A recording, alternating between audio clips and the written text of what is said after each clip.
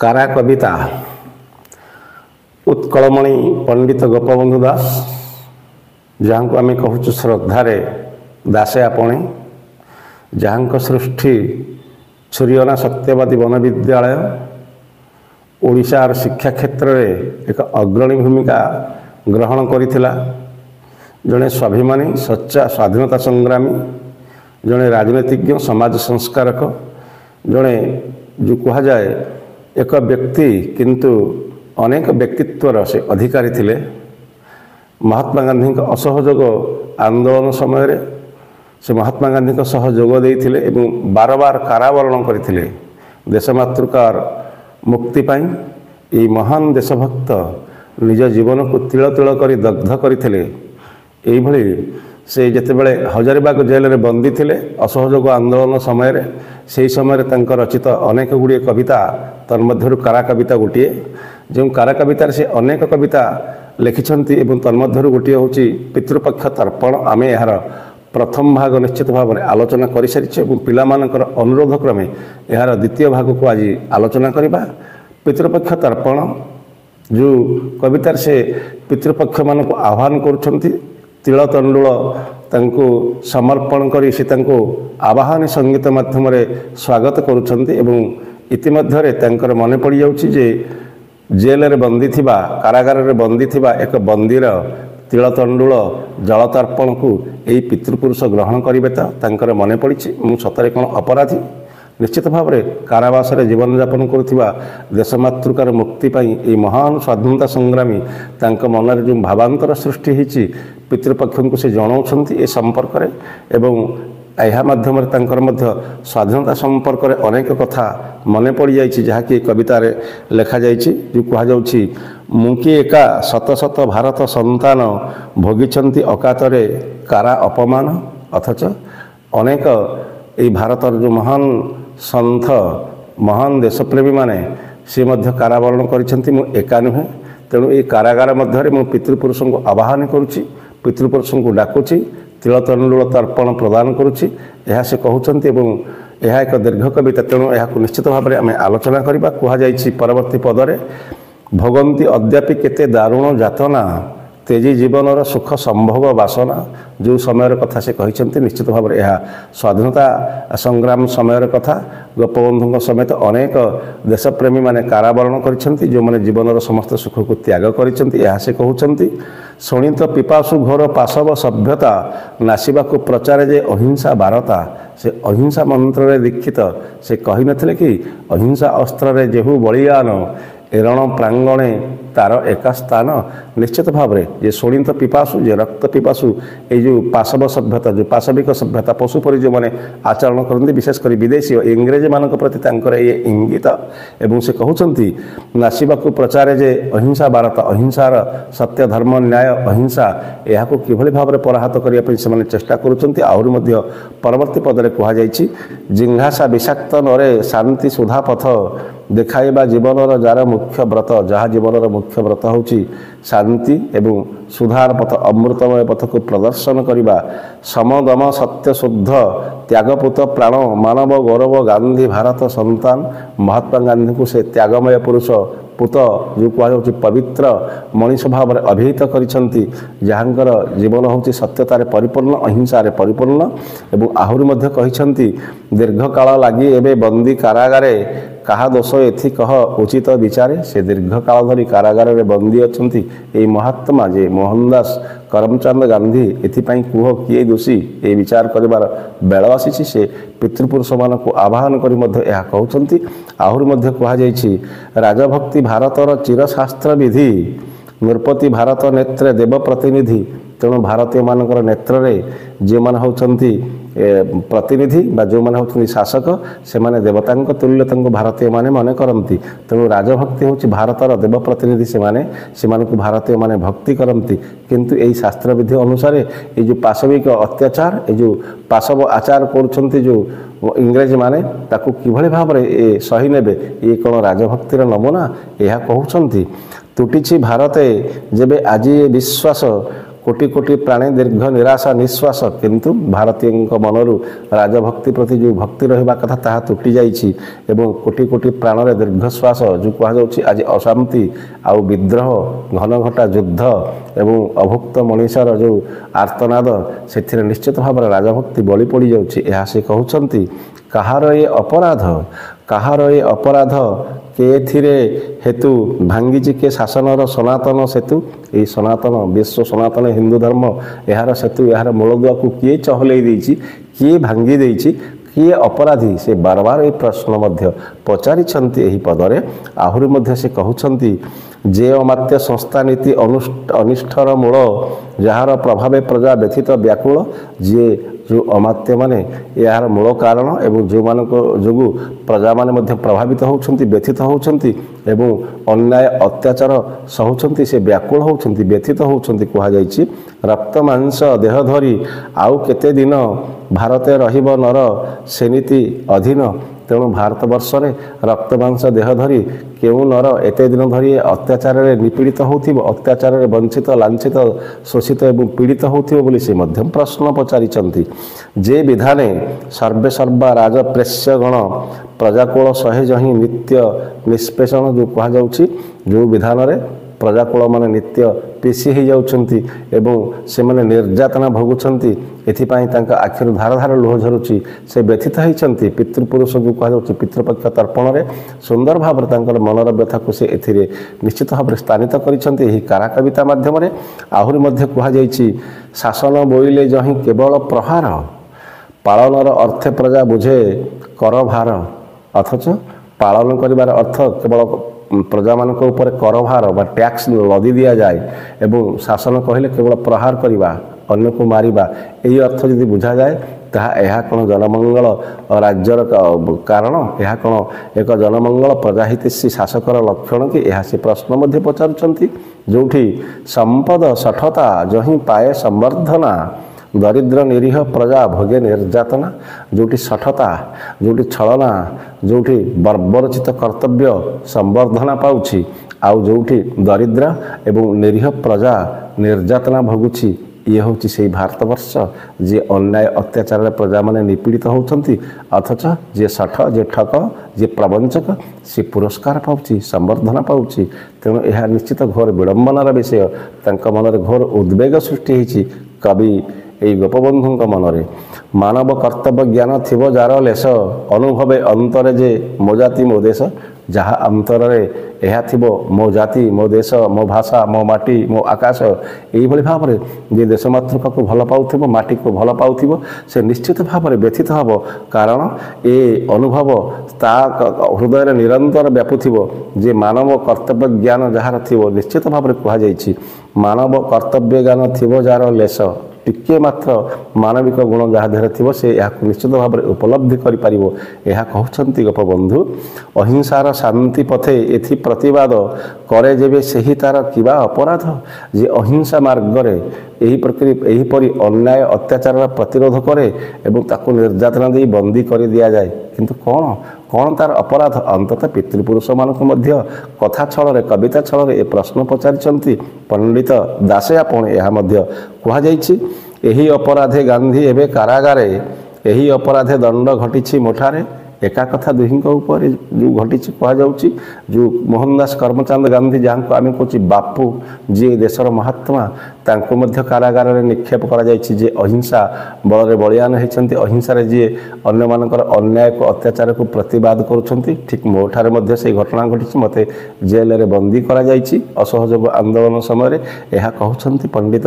गोपबंधु दास भोगुंट दंड केते गृहस्थ सन्यासी एथि कहा दोष कह त्रिलोक निवासी जो कह तीन लोकर निवासी निश्चित भाव में से भागवत चेतना को मध्य एथिरे सन्निवेशित करिसंती एवं जे पितृपक्ष जो माने देवता तुल्य जो माने देवता सदृश्य से मध्य करजोड़ी निवेदन करिसंती कहंतु कहार दोष एथिरे जे गृहस्थ सन्यासी जो माने अछंती जो गृह रे रही सन्यासी व्रत अवलंबन करुछंती जो माने निरीह जो माने निरपराध से माने मध्य एही दंड भोगुछंती एही पैशाचिक दंड भोगुंट विदेशी मान यह से कहते प्रेस्य प्रतिष्ठित हेले शासन पद्धति लभे प्रजाकूल नाना विषम दुर्गति यदि प्रेस्य प्रतिष्ठित हम अन्य को शोषण लांछना दिज्व ताहले प्रजाकूल निश्चित भाव में निष्पेषित हे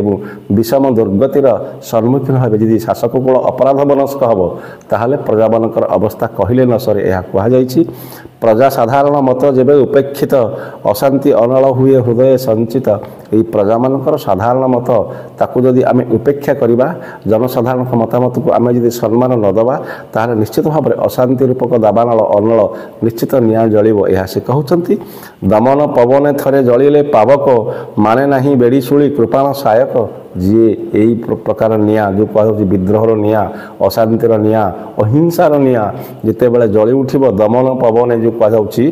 थरे जलिले पावक थरे निया जलिले निश्चित भाव में से मानिब ना बेड़ी मानिब ना शुणी मानिब ना कृपाण अर्थात अस्त्र को मानिब ना खंडा को मानिब ना सर को मानिब ना जहाँ को कहुच्छे सहायक कौन से अस्त्र शस्त्र को से मानिब ना से निर्विकार आग को बढ़ या कहुई उठे से दबाग्नि क्रमे महारुद्र बेसे भीषण विप्लव बात्या बहे सारा देशे आउ से भयंकर विद्रोहर निया विप्लव आकार समग्र देश को मध्य प्रकटित हो समग्र देश में संचरी जीव यह से कहते ताहा रुद्र बेश भीम भयंकर भैरव रूप जो रुद्रंकर भयंकर भैरव बेश समग्र देश को ताहा संचरी जीव यही विद्रोह आहु विप्लव भीषण विप्लव कथा कहुई बरसे शोणित धारा भाषे रसातल अवशेषे प्रजापदे नमे राजबल तेणु वर्षा भीषण जोर क्षुब्ध आकार बर्षि जाए एवं ताहा निम्न गति निश्चित भाव में सागर अभिमुखे गति करिथाए एई भली सी कहउछंती जेते विभ्राट हेले मध्य जेते अत्याचारी हेले मध्य दिने समय आसीबो एही राजकूल निश्चित भाव में राजदल प्रजा मानक पादरे लुटिबे पाद प्रजा मानक पादरे नतमस्तक हेबे एहा संदेह ना एहा होछि कविंकर उक्ति एवं परवर्ती पदरे मध्य कवि कहउछंती मानव जगते एही गति पुरातन किए इतिहास जार शत निदर्शन तेणु इतिहास कही बार बार जो प्रजा मान अकथनीय अत्याचार होती इतिहास तार मुक साक्षी एवं निश्चित भाव में सेठी प्रजा मानकर जय होती राज प्रतिनिधि माने राजकूल माने प्रजा मान पदरे नतमस्तक होती प्रणति जन अपराध को मानी परिशेष से माने दमन होती प्रजा मान हाथ में तेणु प्रजाकूल निश्चित भाव में दिने ना दिने जय हेब किंतु से समय अनेक विलंबित अच्छी यह से कहते नौठुए भारत से हिंसा नल शिखा नआसु रक्ताक्त हत्या भीम विभीषिका से हाथ जोड़ी निवेदन करिसेंती एवं अनुमान मध्य करुछंती भारत वर्ष एही भाव में रक्त रंजित न हो विद्रोहर लेलिहान शिखा चारिआडे न व्यापू जेमथिरे कि प्रजा माने उत्कट आकार में बाहरी आसबे यही प्रकार जो कहुच्छी पाशविक अत्याचारी शासकों को निर्मम भाव में दमन करेंगे हत्या करेंगे रक्ताक्त विप्लव सृष्टि हम सारा देश में एवं रक्ताक्त संग्राम अनेक निरीह माने मध्य बलि पड़े तेणु से आवाहन करूना रक्ताक्त संघर्ष न हो आम अहिंसा अस्त्र बलियान अहिंसा मार्ग में बापू मार्ग में महात्मा गांधी नीति और आदर्श ए देश को आम स्वाधीन करवा से निश्चित भाव में पितृपक्ष तर्पण कवितार यह आशावाद तांकर कविंकर यह कहुई अहिंसार आदिस्थान ए ऋषि आश्रम शिखार जगते पुणी अहिंसा नियम कहुई अहिंसार आदिस्थान ये हूँ अहिंसार स्थान भारतवर्ष सत्य शांति पुण्यभूमि विश्वगुरु ए भारतवर्ष ये हूँ ऋषि आश्रम देश क्यों वैदिक जुगरू ये ऋषिमुनि माने तपस्यारत तेणु ए योगीर देश भारतवर्ष ऋषिर देश मुनिर देश तेणु वैदिक सभ्यता जुगरू ए देश यही मंत्र शिखाए अहिंसार मंत्र तेणु ये अहिंसार समस्त नियम विजड़ित अच्छे देश में मूल मंत्र हूँ अहिंसा एथिलागी गांधी कले अहिंसा प्रचार चौदिगे व्यापिला से शुभ समाचार तेणु से कहते चौदिगरे से शुभ समाचार व्यापी जाइए तो ये देश जो कहुच्छी निरपराध देश निरहंकारी देश जो अहंकार ना जो बर्बर आक्रमण ना शांतिर देश दयार देश क्षमार देश तेणु जो देश भारतवर्ष जुग जुग धरी जो कहुच्छी महापुरुष मैंने कहीं स्वयं भगवान अवतार नहीं पुण्यभूमि भारतवर्ष तेणु से अहिंसार देश देश अंततः रक्तपात न हो यह से कहते अहिंसार महामंत्र कोटि नर नारी जागिले भारते गृही त्यागी ब्रह्मचारी ତେଣୁ ମହାତ୍ମା ଗାନ୍ଧୀଙ୍କର ଆଦର୍ଶରେ ଅନୁପ୍ରାଣିତ ହୋଇ ଅନେକ କୋଟି କୋଟି ନରନାରୀ ମଧ୍ୟ ତାଙ୍କ ଆଦର୍ଶରେ ଅନୁପ୍ରାଣିତ ହେଉଛନ୍ତି ଏବଂ ଅନେକ ଗୃହୀ ଏବଂ ଅନେକ ଗୃହତ୍ୟାଗୀ ଏବଂ ଅନେକ ବ୍ରହ୍ମଚାରୀ ମଧ୍ୟ ଏହି ଆଦର୍ଶରେ ଅନୁପ୍ରାଣିତ। ଏହି ଅହିଂସା ଯେଉଁ କୁହାଯାଉଛି ସମଗ୍ର ବିଶ୍ୱରେ ଏକ ବିଶିଷ୍ଟ ଆୟୁଧ, ଯାହାକି ମଣିଷକୁ କ୍ଷତି କରେ ନାହିଁ, ରକ୍ତାକ୍ତ କରେ ନାହିଁ, କିନ୍ତୁ ଏକ ଯେଉଁ ସାମରିକ ଶକ୍ତିକୁ ପରାହତ କରିବା ପାଇଁ ଏକ ପ୍ରବୁଦ୍ଧ ଅସ୍ତ୍ର ଏହି ଅହିଂସା, ଏହା ସେ କହୁଛନ୍ତି। ଆହୁରି ମଧ୍ୟ କୁହାଯାଇଛି, ପୁରପଲ୍ଲୀ ଗିରି ବନେ ଉଠେ ଶାନ୍ତି ତାନ,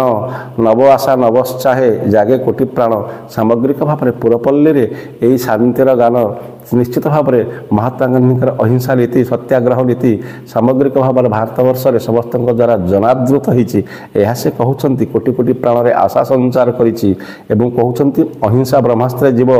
ପ୍ରେସ୍ୟ ବଳ ନାଶ, ମିଳିବ ସ୍ୱରାଜ୍ୟ ଦୃଢ଼ ହେଲା ଏ ବିଶ୍ୱାସ। ମୋର ବିଶ୍ୱାସ ନିଶ୍ଚିତ ଭାବରେ ଆଜି 1923 ମସିହା, 1924 ମସିହା ଏବଂ 1921 ମସିହାର ଯେଉଁ ଅସହଯୋଗ ଆନ୍ଦୋଳନ, ଏହା ମଧ୍ୟ ଆମକୁ ସୂଚାଇ ଦେଉଛି ଯେ ଆଗାମୀ କିଛି ବର୍ଷ ଭିତରେ ଦେଶ ନିଶ୍ଚିତ ଭାବରେ ସ୍ୱାଧୀନ ହେବ ଏବଂ এই ଯେଉଁ ପ୍ରେସ୍ୟ ବଳ ଏମାନେ ଲୋପ ହୋଇଯିବେ, ଏମାନେ ଧ୍ୱଂସ ହୋଇଯିବେ। ଭାରତବର୍ଷ ଯେଉଁ କୁହାଯାଉଛି ପରାଧୀନ ଭାରତବର୍ଷର ପାଦରୁ ବେଡ଼ି ଖୋଲିଯିବ। ଏହି ଆଶା ଏବଂ ବିଶ୍ୱାସ କବିଙ୍କର ଅନ୍ତତଃ ଅଛି ବୋଲି ସେ କହୁଛନ୍ତି। ଗାନ୍ଧୀଙ୍କର ହେଲା ଏବେ ମହା ଅପରାଧ, ଗଣିଲେ ଅମାତ୍ୟ ଗଣ ଶାସନ ପ୍ରମାଦ। ତେଣୁ ଗାନ୍ଧୀଙ୍କର ଏହା ହେଉଛି ଏକ ମହା ଅପରାଧ। ସେ ଅହିଂସା ଅସ୍ତ୍ରକୁ ପ୍ରୟୋଗ କଲେ ଏବଂ ଏଇ ଯେଉଁ ଶାସନର ଭାଗିଦାର, ଯେଉଁମାନେ ଶାସନର ଭାଗିଦାରୀ, ଯେଉଁମାନେ ଜଗୁଆଳି, ଯେଉଁମାନେ ଅତ୍ୟାଚାରୀ, ସେମାନେ ନିଶ୍ଚିତ ଭାବରେ ପ୍ରମାଦ ଗଣୁଛନ୍ତି। ଗାନ୍ଧୀ ଏତେ ବଡ଼ ପଦକ୍ଷେପ କିଭଳି ଭାବରେ ଗ୍ରହଣ କରିପାରିଲେ ବୋଲି। ସାନ ବଡ଼ ଆଉ ଯେତେ ଶାନ୍ତି ସେନାଗଣ, ଉଡ଼ାଇଲେ ଗ୍ରାମେ ନଗ୍ରେ ଅହିଂସା କେତନ। ସାମଗ୍ରିକ ଭାବରେ ଗାନ୍ଧୀଙ୍କର ଅନୁଗାମୀ ଯେଉଁମାନେ ଗାନ୍ଧୀଙ୍କୁ ଅନୁସରଣ କରୁଛନ୍ତି, ସେହି ଶାନ୍ତି ସେନାଗଣ ଯେଉଁ କୁହାଯାଉଛି, ସେମାନେ ସାମଗ୍ରିକ ଭାବରେ ପ୍ରତି ଗ୍ରାମେ ଗ୍ରାମେ ଏହି ଅହିଂସାର ବିଜୟ ବୈଜୟନ୍ତକୁ ନିଶ୍ଚିତ ଭାବରେ ଫରଫର କରି ଉଡ଼େଇ ଦେଲେ। ଆମେ ଅହିଂସା ମନ୍ତ୍ରରେ ବିଶ୍ୱାସୀ, ଏହା ସେ କହିଲେ, ଏହା କୁହାଯାଇଛି। ଆହୁରି ମଧ୍ୟ କୁହାଯାଇଛି, ଶିଖାଇଲେ ବୁଝାଇଲେ ଲୋକେ ଆତ୍ମା ବଳ, ପ୍ରେସ୍ୟଗଣ ନେତ୍ରେ ହେଲେ ସେ ସକଳେ ଖଳ। ଯେଉଁମାନେ ବୁଝାଇଲେ ଯେ ଲୋକେ ହେଉଛନ୍ତି ଆତ୍ମବଳ, ଲୋକମାନଙ୍କର ବଳ ହେଉଛି ଆମର ବଳ, ତେଣୁ ଯେଉଁମାନେ ପେଶ୍ୟଗଣ ସେମାନେ ତାଙ୍କ ଆଖିରେ ନିଶ୍ଚିତ ଭାବରେ ଏମାନେ ମହାକାଳ ହୋଇଗଲେ, ଖଳ ହୋଇଗଲେ, ଦୁର୍ଜନ ହୋଇଗଲେ ଏବଂ ଏମାନଙ୍କୁ ଧରି ସେମାନେ ନିଶ୍ଚିତ ଭାବରେ କାରାଗାରରେ ନିକ୍ଷେପ କଲେ। ଯେଉଁଭଳି ଭାବରେ ମୋତେ ମଧ୍ୟ ଏହି ମର୍ମରେ କାରାଦଣ୍ଡ ଦେଶ ଦିଆଯାଇଛି, ଏହା ସେ କହୁଛନ୍ତି। ସେହି ଖଳ ବୋଲି ମୋର ଏବେ କାରାବାସ, ଏଥିରେ କି ଦୋଷ କହ କର ହେ ପ୍ରକାଶ, ସେ କହୁଛନ୍ତି। ସେହିଭଳି ଭାବରେ ମୁଁ ଏକ ଖଳ, ଯଦି ଗାନ୍ଧୀଙ୍କର ଏହି ଅହିଂସା ମନ୍ତ୍ରକୁ ମୁଁ ଦେଶ ସାରା ନିଶ୍ଚିତ ଭାବରେ ପ୍ରଚାର କଲି, ସାମଗ୍ରିକ ଭାବରେ ଜନଜାଗୃତିରେ ଅଂଶଗ୍ରହଣ କଲି, ତେଣୁ ମୁଁ ହୋଇଗଲି ସରକାରଙ୍କ ଆଗରେ ଖଳ, ଇଂରେଜ ସରକାରଙ୍କ ଆଗରେ ମୁଁ ହୋଇଗଲି ବଦମାସ, ଚୋର ଏବଂ ମୋତେ ସେଥିପାଇଁ କାରାଗାରରେ ନିକ୍ଷେପ କରାଯାଇଛି। ଏହା ସେ କହୁଛନ୍ତି। ହେ ଦ୍ୱିଲୋକବାସୀ ଦେବ ପିତୃ ଋଷିଗଣ, ସର୍ବଭୂତ ଚରାଚର ଘେନ ମୋ ତର୍ପଣ। ତଥାପି ମୋ ତର୍ପଣ ଘେନିବା ହୁଅନ୍ତୁ। ହେ ଋଷିଗଣ, ହେ ପିତୃଗଣ, ହେ ଦେବତାଗଣ, ହେ ଦ୍ୱିଲୋକବାସୀ ଯେଉଁ କୁହାଯାଉଛି, ଦ୍ୱିଲୋକବାସୀ, ମର୍ତ୍ତ୍ୟଲୋକବାସୀ, ସ୍ୱର୍ଗଲୋକବାସୀ, ଅପରାଧେ କଳୁଷିତ ଯେବେ ମୋ ଅନ୍ତର, ସଦୟ ସୂଚାଇ କହ ମୁଁ ଅତି କାତର। ମୋତେ ସୂଚାଇକରି କୁହନ୍ତୁ ଏଥିରେ ଲେଶ ମାତ୍ର ମୋର ଭୁଲ ଅଛି କି? ଯଦି ମୋର ତ୍ରୁଟି ଅଛି, ଯଦି ମୁଁ ଖଳ, ଯଦି ମୁଁ ଅପରାଧୀ, ତାହେଲେ ମୋତେ କହିଦିଅନ୍ତୁ ହେ ପିତୃପୁରୁଷଗଣ। ମୋର ତିଳତଣ୍ଡୁଳକୁ ତୁମେ ଗ୍ରହଣ ନ କର ପଛେ ହେ ପିତୃପୁରୁଷ। ତେଣୁ ଏ ପିତୃପକ୍ଷ ଅବସରରେ ମୋର କରଜୋଡ଼ି ତୁମକୁ ଏତିକି ନିବେଦନ। ଏହା କହୁଛନ୍ତି ନିଶ୍ଚିତ ଭାବରେ ଜାତିପ୍ରାଣ ଗୋପବନ୍ଧୁ ଦାସ। ଆହୁରି ମଧ୍ୟ କୁହାଯାଇଛି, ନାହିଁ ଯେବେ ଦୋଷ ମୋର ବହି ତେବେ ତୃଷ୍ଟି, ଏ ତର୍ପଣ କାଳେ ମୋତେ ଦିଅ ଦିବ୍ୟ ଦୃଷ୍ଟି। ନାହିଁ ଯଦି ମୋର ଦୋଷ ନାହିଁ, ନିଶ୍ଚିତ ଭାବରେ ଏ ତର୍ପଣ କାଳରେ ଦିବ୍ୟ ଦୃଷ୍ଟି ଦେଇ ମୋର ଜଳାଞ୍ଜଳିକୁ ଗ୍ରହଣ କରନ୍ତୁ ପ୍ରଭୁ, ଏହା ସେ କହୁଛନ୍ତି। ତୁଟୁମ ମାନବ ମୋହ ଘୁଞ୍ଚୁମ ସଂଶୟ, ତବ ପୁଣ୍ୟ ଦିବ୍ୟାଲୋକେ ଆଲୋକ ହୃଦୟ। ତେଣୁ ତୁଟି ଯାଉ ମୋ ମନରୁ ସମସ୍ତ ମୋହ, ସମସ୍ତ ସଞ୍ଚୟ ଘୁଞ୍ଚି ଯାଉ, ସମସ୍ତ ସଂଶୟ ଘୁଞ୍ଚି ଯାଉ ଏବଂ ତବ ପୁଣ୍ୟାଲୋକେ। ତୁଟୁବ ମାନବ ମୋହ ଘୁଞ୍ଚୁମ ସଂଶୟ, ତବ ପୁଣ୍ୟ ଦିବ୍ୟାଲୋକେ ଆଲୋକ ହୃଦୟ। ତବ ପୁଣ୍ୟ, ତୁମର ପୁଣ୍ୟ ଆଲୋକରେ ମୋ ଆତ୍ମା ଆହୁରି ମଧ୍ୟ ଆଲୋକମୟ ହୋଇଯାଉ ଏବଂ ମୋ ମାନବ ଜନ୍ମ ସାର୍ଥକ ହେଉ, ମୋର ସମସ୍ତ ପ୍ରକାର ସଂଶୟ ଦ୍ୱନ୍ଦ୍ୱ ଘୁଞ୍ଚି ଯାଉ। ଏହା ସେ ପରିପ୍ରକାଶ କରୁଛନ୍ତି ପିତୃଲୋକଙ୍କ ସମ୍ମୁଖରେ। କୁହାଯାଇଛି, ଏହି ଯେ ଦେଖେ ମୁଁ ସର୍ବେ ଅନ୍ତରିକ୍ଷେ ଠୁଳ, ଦିଶନ୍ତି ଉଦ୍ବିଗ୍ନ ବ୍ୟସ୍ତ ବ୍ୟଥିତ ବ୍ୟାକୁଳ। ସେ ଦେଖୁଛନ୍ତି ଅନ୍ତରିକ୍ଷ ଅର୍ଥାତ୍ ଆକାଶରେ ସମସ୍ତେ ଠୁଳ ହୋଇଛନ୍ତି, ସମସ୍ତେ ଉଦ୍ବିଗ୍ନ, ସମସ୍ତେ ବ୍ୟସ୍ତ ଏବଂ ସମସ୍ତେ ବ୍ୟାକୁଳ। ଏହା ସେ କହୁଛନ୍ତି। ଆସ ନାହିଁ କିମ୍ପା ଏଥି ଆବାହନ ସ୍ଥାନେ, घटी कि व्यतिक्रम तर्पण विधान हे पितृपुरुषगण कहीं व्याकुल तुम अंतरिक्ष में तुमको ठोल हबार देखुची मु तुम समावेश को देखिपुची किंतु कहीं ये आराधना स्थली को आसुना मुझे कारागार में बंदी अच्छी एठा कहीं आसुना सतरे कौन किसी व्यतिक्रम घटी मोर आराधनार कि ये प्रश्न पचारुंट पितृलोक को पंडित गोपबंधु दास कारागारे करीबी मु किबा आयोजन आंतरिक श्रद्धा मोर कर हे ग्रहण कारागार में मु केउं प्रकार आप्यायन करी कारागार में मु केउं प्रकार साधना करी कारागार में मु केउं प्रकार पितृलोक को शांति विधान करी तेणु मोर आंतरिक श्रद्धा निवेदन को आपण माने घेनिबा हुअंतु या से कहउचंती परभूमे पितृकार्य नुहे सुविहित ओह्लाइबा पाई तेणु हुओ कि शंकित परभूमि रे जो कहा जाउछि अन्यर भूमि रे पितृकार्य केबे संभव नुहे कि सुविहित नुहे उपयुक्त कर्म नुहे एवं यह निश्चित भाव रे ओह्लाइबा पाई तेणु तुमर इच्छा हो नाही हे दुलोकवासी मर्त्य लोक को आसवाई तुम आग्रह ना यही कारण कि यह से कहते देखी निज वंशे जात भारत निवासी निज देशे परदेशी स्वगृह प्रवासी अथच स्वगृह आम प्रवासी होइछु आम पराधीन होइछु अन्य माने आमको शासन करुछंती निज घर रही आम कारावास दंड भोगुछु एथिपाई अपमान बोध करुछु कि हे पितृपुरुषगण यह तांकर निश्चित भाव में सदय संबोधन यही पितृपुरुष मान प्रति कहउछंती पंडित गोपबंधु दास हे भारत पूज्य पूर्व पितृपितामह देखे तब नेत्रु अश्रु बहे अहरह हे भारत पूज्य तुम्हें मान निश्चित भाव में पूज्य पूजा तेणु कहुच्छी हे पूर्व पितृपितामह तुम्हें आखिरे अश्रु देखी मुझे विगलित हो जाऊँगी कहीं अहरह ये भाव में लुह ढालुछु आकाश रही से पितृपुरुष मानक कहते परस अयोग्य जन पाशु रही दूरे शुद्ध दही निये किछि जेसन आतुरे सतरे अयोग्य लोक नित्य उपासना करा जाई पारे नाही सतरे तुमर यही वंशधर मानक तुम्हें कौन अयोग्य बोली भावुछ कि तेणु यह से कहउछंती बढ़ाई अनिच्छा सह कर संकुचिते देखिछि मो तिलोदक नेउछि कुंठिते तेणु मु तिलोदक प्रदान करुछि तिल आउ उदक यह प्रदान करुछि यह घेनिबा हुअंतु हे पितृपुरुषगण अस्पृश्य मु पराधीन ए दुख भावना दिए हृदय अनुक्षण असह्य वेदना मु अस्पृश्य मु पराधीन मोर निजर स्वाधीनता नहीं तेणु ये दुख भावना मोर अच्छे प्रभु तेणु मते सबुबले यह दंशन करुछि असह्य वेदनार मु जर्जरित होउछि सतरे एक पराधीन व्यक्तिर हाथरू तिल तर्पण ग्रहण करने सतरे कौन पितृपुरुष माने अनिच्छुक कि यह से कहउछंती तब गढ़ा देवालय नुहे अधिकारी तब प्रतिष्ठित राज्ये मु दिन भिखारी हे पितृपुरुषगण तमें जो देवालय तैयारीच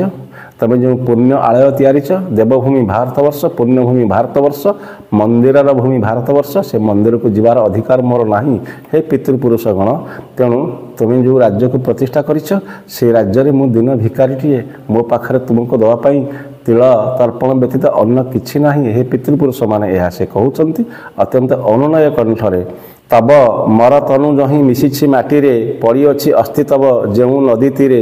अथच कहा जाउछि तब अस्थि जेउ नदीर नीर मिशिछि जो नदीर पानी रे तमर अस्थि मिसी जाइछि तमर मृत शरीर जो देश रे माटी रे मिशिछि यह से कहउछंती से पुण्य श्मशान नुहे मोर अधिकारे अनादृत स्वान मुहि भागीरथी धारे जो कहुच्छी भागीरथी अर्थात जो कहुच्छी यही गंगा कूल मु एक स्वान परी एक कुकुर परी कारण ये जो पुण्यमाटी जो पुण्यमाटी रे तुम देह बसान अच्छी तुम हाड़ अच्छी तुम अस्थि निश्चित भाव में नदीर धार में मिसी सारी से भागीरथी नदी धार में मु गोटे दिन भिखारी एक कुकुर परी जीवन यापन करुच्ची कारण मु पराधीन मोर निजर स्वाधीनता नहीं मो बेकरे एक लोह श्रृंखल बंधा जाइए जो भाई भाव में कुकुर को मालिक बांधि थाए से भाव में एक पराधीन व्यक्ति मुझे से अत्यंत दुखित कंठर प्रकाश करुँच पंडित गोपबंधु दास जाति धर्म निर्विशेष भारत तनय भोगंती सरवे यही दंड विपर्जय तेणु जाति धर्म निर्विशेष समस्त भारतीय माने जो माने देशप्रेमी जो माने देश को भल पाती जो माने अहिंसा मंत्र दीक्षित ये भारतर संतानगण यही प्रकार दंड को निश्चित भाव में भोग करुँच कवि प्रकाश करिसेंती पितृ प्रतिष्ठित राज्य जेहु पराधीन जगते ता तहु बड़ी नाही केही दिन जे निज पितृ प्रतिष्ठित राज्य पराधीन जीवन यापन करे निज माटी उपर जे बंदी तेणु ताठारु हीन कपाल आउ किए अछि ताठारु दुखी आउ किए अछि एथिपाई से अत्यंत कातर कंठरे यह प्रकाश करिसेंती। पितृराज्य नाही जार पूर्ण अधिकार से अधम सुत शिरे सहस्राधिकार। जो पितृराज्य जो पुत्रर संपूर्ण अधिकार नाही जे पराधीन जीवन यापन करे से अधम सुत से निश्चित भाव अधम पुओ तेणु ताकू सहस्राधिकार करा जाए। मु सेही भली भाव रे मो पितृराज्य मोर संपूर्ण अधिकार नाही कारण मु पराधीन या से कहउछंती। सर्वस्वांत पराधीन होई पितृगण अकिंचन भावे जेबे तेजंती जीवन। सर्वस्वांत पराधीन होई पितृगण तेणु निश्चित भाव में पितृगण पराधीन होई जदि अकिंचन भाव में जीवन त्याग करती याठारू घोर दुखर विषय आ किछि न होई पारे बोली से प्रकाश करुचंती। सही एका सुसंतान कुलर गौरव आणे जे फेराई पुणी अतीत विभव सी हूँ कुलर गौरव जी अतीतर विभव अतीतर गौरव अतीतर गौरवोज्वल कीर्ति को पुनश्च फेरई आणे पुनश्च प्रतिष्ठित करई पारे सी हूँ कुलर योग्य संतान भारतवर्षर श्रेष्ठ संतान जे माँ आखिर लुह पोछि दिए जे पितृपुरुषगण को निश्चित भाव में अत्यंत दुख सुखर सह से आवाहन करें और देखई दिए मु तुम पूर्व ऐतिह्य पूर्व कीर्ति पूर्व गौरव को फेरई आनी हे पितृपुरुषगण यह से कही पारंता। से का दायाद नाम करई सार्थक जाजोगे तरंती पितृ दासत्व नरक सी हूँ निश्चित भाव में योग्य संतान से सार्थक जहाँ जो पितृपुरुषगण नरकरु स्वर्ग को वैकुंठ धाम को अवतीर्ण हो जाती सी ही योग्य उत्तरदायद यह से प्रकाश करिसेंती। जननी जन्म भूमि स्वर्गुं गरियसी गाइले जे पुण्य श्लोक सुकवि महर्षि जो सुकवि महर्षि से दिन गाइले जननी जन्मभूमिश्च स्वर्गादपि गरियसी ए माटीर महक आज भी शुणबार अच्छे से कहते। न बुझे महत्व तार तब कुलोद्भव न करे से देश प्रेम प्राणी अनुभव यही किसी मनीष अच्छा जो मान हृदय हृदय तंत्री ए महान जो कहा आप्त वचन ये सुक्ति गुड़िक जहाँ अंतर को भेदी पारना स्पर्श करें तेणु यही देश प्रेमर जो उच्चांग बाणी हृदय हृदय तंती को थरई दे पारना बोली से अनुशोचना मग्न होती कहते। तेणु से मने परा करुछ शोचना देखिए पवित्र भूमि दुसह लांछना हे पितृपुरुषगण सतरे तुम परवर्ती उत्तराधिकारी जो मान को तुम योग्य संतान भाव में छाड़गल से माने तुम परी होना से माने देश प्रेम उद्बुद्ध होना से माने पराधीन भारतवर्ष को त्याग कर स्वाधीनतार जो आलोक आने सतत चेष्टित होना एथिपाई अनुशोचना करुछ कि हे पितृपुरुषगण यह से प्रश्न छल पचारुंट आहरी कहुच्छी शरण्य वरण्य देव ऋषि पितृगण तर्पण करे जे कारा आबद्ध प्रांगणे से निश्चित भाव में कहते शरण्य जे शरण प्रदान करें जे वरण्य जहाँ को निजे पूजास्पद तेणु से देवऋषि एवं से पितृगण तांको तर्पण करा जाउछि एवं जहाँ को कहा जाउछि तांको कारागार रे आबद्ध करा जाउछि यह निश्चित भाव में घोर परितापर विषय। कल्पनार दिव्य नेत्र देखे जे आकाशे तब शोका कूल छवि सुस्पष्ट प्रकाशे मु कल्पनार दिव्य नेत्र परिदर्शन करि देखि पारुछि एवं तुम आखिरे लोतक बिंदु हे पितृपुरुषगण आकाश में तुम शोकाकूल अवस्था निश्चित भाव में अवस्थान करुअछ तेणु ये छवि स्पष्ट आकार मत देखा यह से परिप्रकाश करिसेंती। कि दुख आवेगे मोर विदीर्ण हृदय मुकी से स्वाधीन आर्य महर्षि तनय सतरे से महर्षि मानकर संतान मो उत्तराधिकार आर्य भूमिर भारतवर्षर श्रेष्ठ दायद कोण मु कहीं मो दुख देखि बंची रही। कि दुख आवेग मोर विदीर्ण हृदय मो हृदय विदीर्ण हो जाउछि सतरे यही महामनीषी मानकर उत्तरदायद उत्तर पीढ़ी कोण सतरे मु अयोग्य से एपर्यंत देश मातृका को पराधीन जो कहुच्छी विदेशी मान कबल उद्धार करें एथिपाई से दुखरे भांगी पड़ती यह कहुच्छी मुझे महर्षि मान तनय व सुत कि यह से कहते। जार स्वाधीन चिंता दिगंत दिग दिगंतरे विस्तारिला ज्ञानलोक धरणी पृष्ठरे जो महामनीषी मानकर स्वाधीन चिंताधारा जो महामनीषी मानकर सुक्ति जो महामनीषी मानकर सुंदर वचन समग्र पृथ्वी रे आगोलन सृष्टि करथिला भारतवर्षर श्रेष्ठ वाक्य जो कहुच्छी एठी चरैवती तार धर्म एवं जहाँ कहुच्छी देवभूमि ए भारतवर्षर जो कहुच्छी अतिथि देवभव यही भाव में एक महातीर्थ एवं देवभूमि उपरे धरणी पृष्ठ जन्म हो सतरे मु कौन मोर कर्म और कर्तव्य को ठीक भाव में परिपालन करि कि प्रश्न से मध्य पचारुंट। गंगा गोदावरी आदि पवित्र सरिते एकारा उदेके आनी कल्पे जे मु चिते तेणु गंगा एवं गोदावरी यही पवित्र नदी जो कहुच्छी तेणु ये कारा जीवन में मध्य उदक आनी मु कल्पना चित्तरे मु तुमको परसी दौची प्रभु हे पितृलोकगण आपण पाइबा हुंतु से कल्पना यह परिप्रकाश करुछंती। ଅଛି କି ସେ ନଦୀ ନଦେ ସ୍ୱର୍ଗୀୟ କରଣୀ, ଅଛି କି ସେଥିରେ ମୋର ସ୍ୱଚ୍ଛନ୍ଦ ସରଣୀ। ବିଶ୍ୱବାସୀ ଚରାଚରେ କରି ଆମନ୍ତ୍ରଣ, ମୁଁ ଯେ ଏଥି କରେ ଜଳ ଅଞ୍ଜଳି ଅର୍ପଣ। ତେଣୁ ବିଶ୍ୱବାସୀ ଚରାଚର ଯେଉଁ କୁହାଯାଉଛି ସମସ୍ତଙ୍କୁ ଆମନ୍ତ୍ରଣ କରୁଛି, ସମସ୍ତ ବିଶ୍ୱର ଅଧିବାସୀମାନଙ୍କୁ, ଏବଂ ଏଥିରେ ମୁଁ ଜଳ ଅଞ୍ଜଳିକୁ ଅର୍ପଣ ଆକାରରେ ଆପଣଙ୍କୁ ପ୍ରଦାନ କରୁଛି ହେ ପିତୃପୁରୁଷଗଣ। ଏହା ସେ କହୁଛନ୍ତି। କଳ୍ପନାରେ ମୁଁ ସମସ୍ତ ନଦ ନଦୀ ପବିତ୍ର ପୂତ ନଦୀମାନଙ୍କ ଠାରୁ ଜଳ ଆହରଣ କରୁଛି, ଏହା ସେ କହୁଛନ୍ତି। ସେ ସାରା ବିଶ୍ୱରେ ମୋର କାହିଁ ଅଛି ସ୍ଥାନ, ସର୍ବତ୍ର ମୋ ଭାଗ୍ୟେ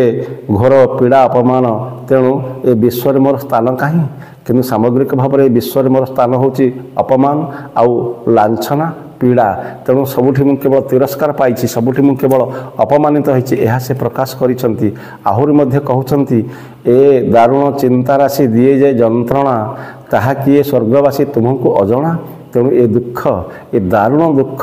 ମୋତେ ସବୁବେଳେ ଯନ୍ତ୍ରଣା ଦେଉଛି। ହେ ସ୍ୱର୍ଗବାସୀ ପିତୃପୁରୁଷଗଣ, ତମକୁ କ'ଣ ଏ କଥା ଅଜଣା ଅଛି କି? ଏହା ସେ କହୁଛନ୍ତି। ଜାଣୁଅଛ ଯେବେ ମୋର ଅନ୍ତର କଷଣ, ଅନୁଗ୍ରହେ କର ତବ ଆଶିଷ ବର୍ଷଣ। ଯଦି ତୁମେ ବୁଝିପାରୁଛ ମୋ ଅନ୍ତରର ଦୁଃଖ, ମୋ ଅନ୍ତରର ଅବର୍ଣ୍ଣନୀୟ କୋହ, ତେଣୁ ଅନୁଗ୍ରହ କରି ଦୟାକରି ଆଶିଷ ଆଶୀର୍ବାଦ ପ୍ରଦାନ କରିବା ହୁଅନ୍ତୁ ହେ ପିତୃପୁରୁଷଗଣ। ଏହା ସେ କହୁଛନ୍ତି। ତୁମର ସ୍ୱୀକୃତ ବଳେ ଏତେ କାଳ ଆଜ, ଭାରତ ସନ୍ତାନ ହୃଦୟ ଅଙ୍କୁରେ ସ୍ୱରାଜ୍ୟ। ତେଣୁ ତୁମର ସୁକୃତ ବଳରେ, ତୁମର ସେହି ପବିତ୍ର ପୁଣ୍ୟ ବଳରେ ହେ ପିତୃପୁରୁଷଗଣ, ମୋର ପୂର୍ବ ପିଢ଼ିମାନେ, ତେଣୁ ଆଜି ଭାରତର ସନ୍ତାନମାନେ ତୁମର ସ୍ୱୀକୃତରୁ ଯିଏ ତାଙ୍କ ମନରେ ସ୍ୱରାଜ୍ୟ ପ୍ରତି ଅଙ୍କୁରୋଦ୍ଗମ ହେଉଛି, ସ୍ୱରାଜ୍ୟ ପ୍ରତି ଆଗ୍ରହ ସୃଷ୍ଟି ହେଉଛି, ଜନ୍ମଭୂମି ପ୍ରତି ଆଗ୍ରହ ସୃଷ୍ଟି ହେଉଛି, ଗୋଟି ଗୋଟି ଆକାରରେ କୋଟି କୋଟି ହୋଇ ସେମାନେ କାରାବରଣ କରୁଛନ୍ତି ଏହି ଦେଶମାତୃକାକୁ ବିଦେଶୀ କବଳରୁ ମୁକ୍ତି ଦେବା ପାଇଁ। ତେଣୁ ତୁମର ପବିତ୍ର ସୁକୃତ ବଳରୁ ଏହା ସମ୍ଭବ ହେଉଛି ବୋଲି ସେ କହୁଛନ୍ତି। ଝରୁ ସ୍ୱର୍ଗରାଜୁ ତବ ପବିତ୍ର ପ୍ରେରଣା, ସ୍ୱର୍ଗରାଜ୍ୟରୁ ତୁମର ଏହି ପବିତ୍ର ପ୍ରେରଣା ମର୍ତ୍ତ୍ୟଭୂମିକୁ ମନ୍ଦାକିନୀ ଧାରା ପରି ଛୁଟି ଆସୁ। ଝରୁ ଶୁଭ ଆଶୀର୍ବାଦ ଅମୃତ ଝରଣା, ତେଣୁ ସେ ଅମୃତର ଝରଣା ଝରୁ। ତୁମେ ଆଶୀର୍ବାଦ କର ଅନେକ ସନ୍ତାନ ତୁମରି ସୁକୃତରୁ ନିଶ୍ଚିତ ଭାବରେ ଦେଶପ୍ରେମୀ ହୁଅନ୍ତୁ, ଏହା ସେ ଆଶା ପ୍ରକାଶ କରିଛନ୍ତି। କୁହାଯାଇଛି, ପଡ଼ୁଏ ଭାରତ ପ୍ରାଣେ ସ୍ୱର୍ଗୀୟ କିରଣ, ନନ୍ଦନ କାନନ ବହୁ ସ୍ନିଗ୍ଧ ସମୀରଣ। ନନ୍ଦନ କାନନରୁ ଯେଉଁ କୁହାଯାଉଛି ପାରିଜାତ ପୁଷ୍ପ, ଯେଉଁଠି ସ୍ନିଗ୍ଧ ମନୋହର ପବିତ୍ର ଯେଉଁ କୁହାଯାଉଛି ପବନ, ତାହା ବହି ଆସୁ ଏବଂ ଭାରତବର୍ଷରେ ସ୍ୱର୍ଗୀୟ କିରଣ ନିଶ୍ଚିତ ଭାବରେ ଆଚ୍ଛାଦିତ କରୁ ସମଗ୍ର ଭୂମଣ୍ଡଳକୁ। ତେଣୁ ସମଗ୍ର ନଦ ନଦୀ ଏ ଭାରତବର୍ଷକୁ ପ୍ରଦକ୍ଷିଣ କରୁ ତୁମର ଆଶୀର୍ବାଦ ଏବଂ ନନ୍ଦନକାନନରୁ ଧୀରେ ଧୀରେ ସମୀରଣ ବହି ଆସୁ, ଯାହାକି ସମସ୍ତଙ୍କୁ ପବିତ୍ର କରିବ ଏବଂ ଦେଶ ପ୍ରତି ସେମାନଙ୍କର ଅକୁଣ୍ଠ ଭକ୍ତି ନିଶ୍ଚିତ ଭାବରେ ଉକୁଟି ଉଠିବ, ଏହା ସେ କହୁଛନ୍ତି। ସ୍ୱରାଜ୍ୟ ଅଙ୍କୁରେ କ୍ରମେ ହେଉ କଳ୍ପତରୁ, ଭାରତ ଅଭୀଷ୍ଟ ଶାଖା ଫୁଲ ଫଳ ଧରୁ। ସୁନ୍ଦର ପଦ ସେ ଏଠି ପ୍ରକାଶ କରିଛନ୍ତି। ସ୍ୱରାଜ୍ୟ ଅଙ୍କୁର କ୍ରମେ ହେଉ କଳ୍ପତରୁ, ଏହି ସ୍ୱରାଜ୍ୟ ରୂପକ ଅଙ୍କୁର ଯେଉଁ କୁହାଯାଉଛି ବୀଜମନ୍ତ୍ର, ତାହା ବଳରେ ଏକ କଳ୍ପତରୁ, ଏହି ସ୍ୱାଧୀନ ଚିନ୍ତା, ଦେଶକୁ ଭଲ ପାଇବାର ଚିନ୍ତା ଏକ ମହାନ ଦ୍ରୁମ, ଏକ ମହାନ କଳ୍ପତରୁ ଯେଉଁ କୁହାଯାଉଛି ଏକ ଗଛରେ ପରିଣତ ହେଉ ଏବଂ ଭାରତ ଅଭୀଷ୍ଟ ଶାଖା ଫୁଲ ଫଳ ଧରୁ ଏବଂ ସେଥିରେ ଭାରତର ଅଭୀଷ୍ଟ ଚିନ୍ତା କରାଯାଇପାରିବ, ଯେଉଁଥିରେ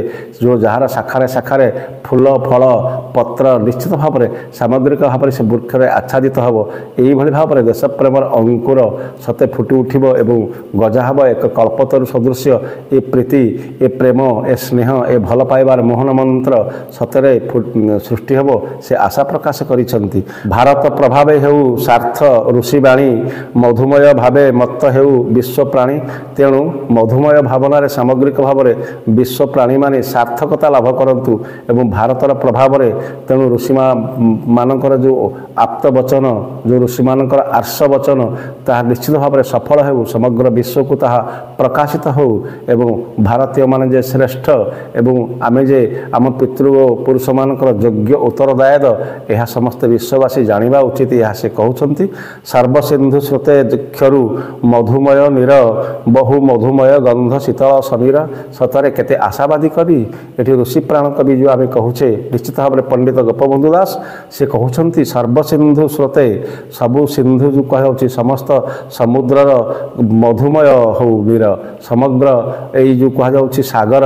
ସମୁଦ୍ର ସବୁ ମଧୁମୟ ହୋଇଯାଉ, ସବୁ ଜଳ ତାର ଲୁଣି ଅଂଶ ନିଶ୍ଚିତ ଭାବରେ ନଷ୍ଟ ହୋଇଯାଉ ଏବଂ ସମୁଦ୍ର ମଧୁକ୍ଷରା ହୋଇଯାଉ ବୋଲି ସେ କହୁଛନ୍ତି। ତେଣୁ ବହୁ ମଧୁମୟ ଗନ୍ଧ, ସାମଗ୍ରିକ ଭାବରେ ମଧୁମୟ ଗନ୍ଧ ପ୍ରବାହିତ ହେଉ ଏବଂ ଶୀତଳ ପବନ ପ୍ରବାହିତ ହେଉ, ସମସ୍ତ समस्त को यह आह्लादित करू विश्व प्राण नूतन चमक दऊ समस्त भारतीय देश प्रेम उद्बुद्ध हुंतु भक्ति करंतु प्रीति करंतु अहिंसा अस्त्र बलियान हुंतु एथिपाई से चिर आशावादी कवि गोपबंधु दास। मधुमय रसे पुष्प हेउ वनस्पति मधुमय रजे शोभु सर्व वसुमती मधुमय रजरे सर्व वसुमती निश्चित भाव में ये जो कहुच्छी ताहा आहुरी आह्लादित हो जाऊ मधुमय रसरे परिपूर्ण हो जाऊ वनस्पति समग्र वनस्पति ये कहुई हेउ मधुमय उषा प्रदोष रजनी नभ देशे मधुमय रवि दिनमणि एठी रात्रि जो कहुच्छे अंधकार तमसा हटि जाऊ एवं मधुमय उषा प्रकटित हो सब मधुमय हो सब मधुरतर हो जाऊ एवं प्रदोष रजनी जो कहुच्छे संध्या काल रजनी काल सब उषामय हो जाऊ सब सकालमय हो जाऊ एवं आकाश देश नभ देशे मधुमय रवि दिनमणि आकाश सब बेले चलचंचल होथांतु ए सूर्यंकर सुंदर किरण यह प्रतिभात हो एवं सामग्रिक भाव में अंधकार कालिमा ताकू नाश करू से चिर आशावादी कवि पंडित गोपबंधु दास दासे आपणे आहुरी मध्य यार शेष पदरे कहुई मधुमय रते हेउ विश्व निनादित उठु विश्व प्राणे मधु अमृत संगीत तेणु निश्चित भाव में समग्र विश्ववासी कानरे मधुमय संगीत गुंजरित हो एवं मधुमय भारतवर्ष जो कहुच्छी ए विश्वर प्रतिटी काने काने निनादित हो शुभशंकर वाणी जो कहुच्छी देवात्मार वाणी विश्व प्रेमर वाणी एवं देश को भल पाइबार वाणी माँ को भल पाइबार वाणी मनीष प्रति मनीषर हित साधनर वाणी जीव दयार वाणी एवं सत्याग्रह अहिंसार जो कहुच्छी मोहन मंत्र समस्त कानरे निश्चित भाव में निनादित हो एवं शुभशंख शुभ साहनाई बाजी उठू भारतवर्ष पुण्यभूमि भारतवर्ष पराधीन कबल मुक्त हो ये देश एथिपाई से पितृ जो कहुच्छी पितृपक्ष तर्पण कवितार पितृलोक को आवाहन संगीत माध्यम शुणाउछंती मनर व्यथा मनर कथा को से जनइछंती निश्चित भाव में पितृलोक को एवं भारतवर्ष किभली भाव में आगामी दिन में आसंता काली एक सुंदर भारतवर्षटे तैयारी हेबो सेथिपाई एई कवितार निश्चित भाव में विशेष भाव में ध्यान दिया जायछि एवं यह तांको कारागार रे जो कहुच्छी बंदी जीवन अवस्था रे कविता को से लिखिछंती पितृपक्ष तर्पण कविता यह एक सार्थक कविता कारा कवितार एक अंश विशेषकर पिलामानकर अनुरोध रहिले आमे अन्य प्रसंग मध्य आलोचना करिबा। वंदे उत्कल जननी।